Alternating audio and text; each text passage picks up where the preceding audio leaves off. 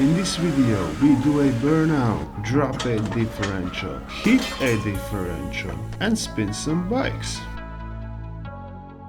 Alright, the first task in this video is changing differential for my drift car. I hope that I have the right part. I don't really know what's the right part, but I have one bought and it's being sent to me. Okay, so yeah, let's dive right into it. Remove the diff, few bolts, quick, easy and painless.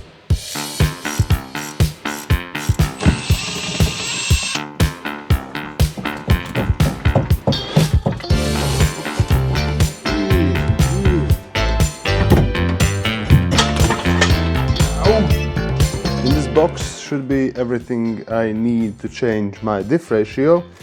This should be E46 3.15 ratio. I'm gonna open it up, but to be honest, even when I open it up, I don't know what exactly I need to have. We will just open it, see what's inside, and then when we start to take the diff apart, we will see if this actually makes sense on what we need. Okay. And this is our new E46 differential toaster grill. And this is how our new grill looks. I have no idea if this is what I need. For now, let's do a quick way to calculate what is actual ratio on my current diff. And yeah, then we can go from there. We will do some marks. It doesn't matter where, we do the first one. Now we need to make a mark also here. Leave that to be exact. Like that. And now we need to calculate how many rotations we have on the drive shaft end when we have rotated the axles once. We start turning it, doesn't matter which way. So we have 1, 2, 3, and line it up roughly there. The line is, yeah, it's almost before the middle. So this indeed is 3.45 ratio. Are you stable enough? Yeah, you are. Good boy. All right, I did a quick visit to the YouTube. I will leave a link somewhere here for the video that actually shows step by step what you need to take off exactly for E36 diff for LSD to change the gear ratio. Because of that, I will not explain and show the whole process. Maybe do a time lapse. Maybe something stupid happens along the way. Now, let's go.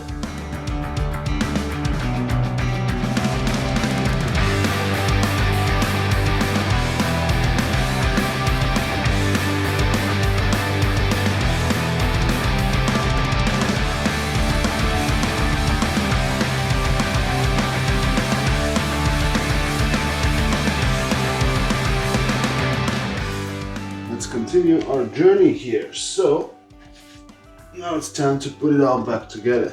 Of course, I didn't set my camera to record. On these big bolts we did use thread lock.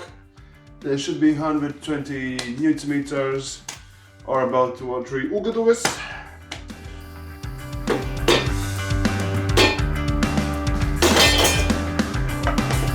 So that happened.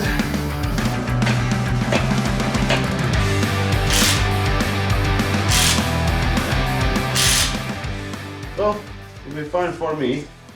If it's not torqued correctly, what will happen probably is it will whine. Whining sound is not the one that I'm worried about. Of course, the bearings might end sooner and so on.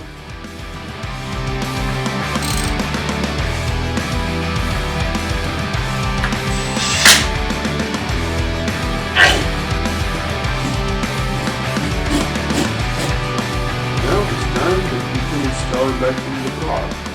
Not a fan of the process, but we can do that. Let's go.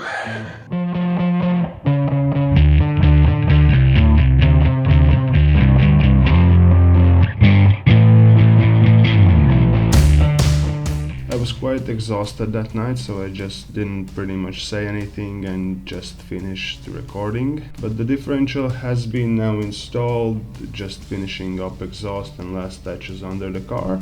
So then we can move on to other things and stuff that we need to do to the car to prep it for the weekend. Alright, another quick thing we need to do with the car before the next training session is changing the oil again. In the previous training session I heard some weird sounds sometimes that there might be some ticking noise somewhere. It felt like valves, or I don't know what they're called, compensators, I don't know.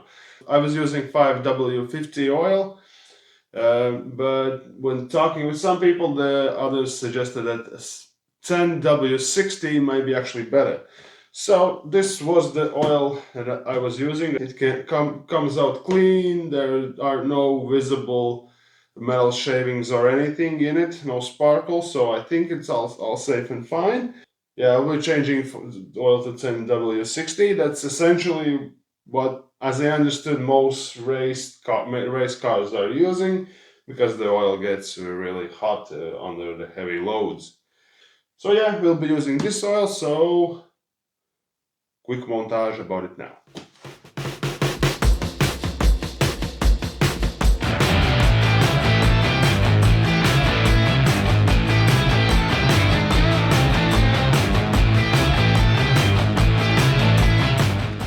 Another thing I want to change is the front tires. Of course, I didn't mention they are completely gone. They have been through many heat cycles and are just delaminating, and it's a terrible mess, so that does not help me. Yeah, instead of just buying another 18-inch tires, these are 225s, which might be a little bit too big for the front. So as an experiment, I want to run 17s with a 205s in the front.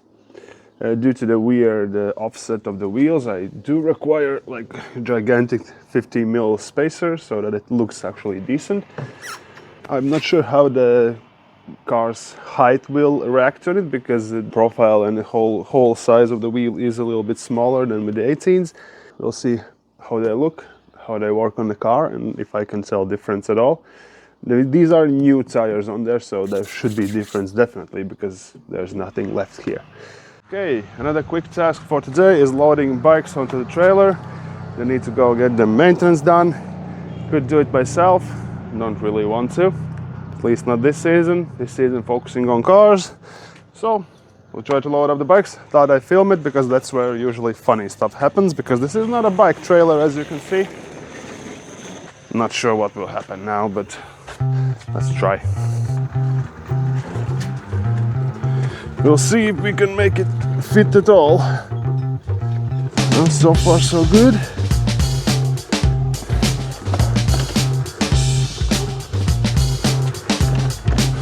Just so you know, this is like really the easiest way to turn the bike around. This is aftermarket kickstand, it's just as fine. The other one has original one, a little bit more sturdy, but yeah, also the aftermarket one is fine. You can just balance it on the kickstand and easy. Now we need to actually get it on the trailer backwards.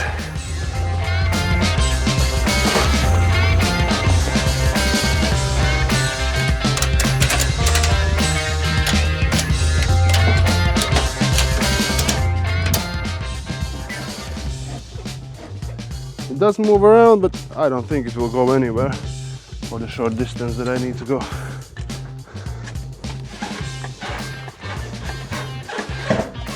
No, it does move. But if I drive slowly, I hope it will be fine.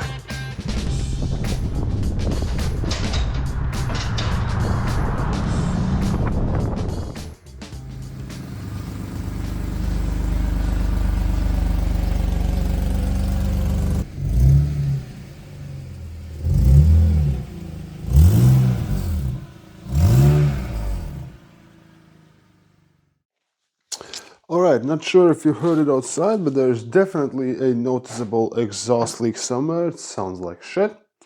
So we'll have to try and raise it up and see what's going on.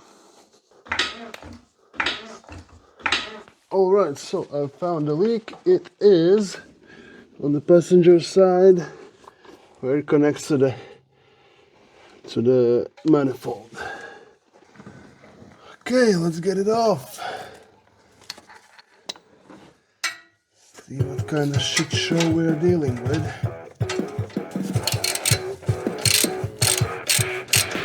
Yep, so this is how the gasket looks. Has somehow blown through on both ends.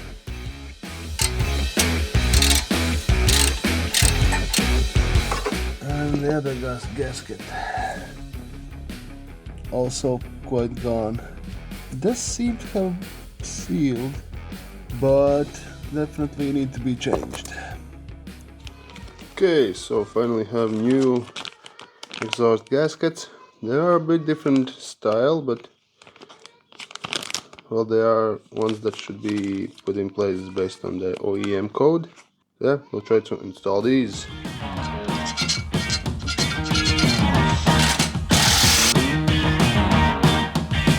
Okay, well, this now should be tightened really well. And if it comes loose, then I'm going to blame it on the exhaust again. For now, we're done here.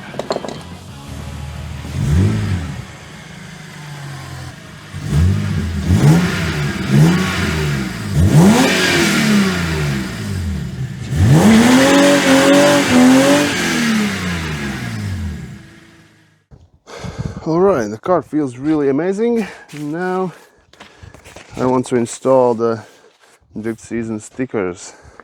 We have the window one, that might be the trickiest one because of the curvature there. We have the doors, and there's also this that I believe goes on the window with your driver's number.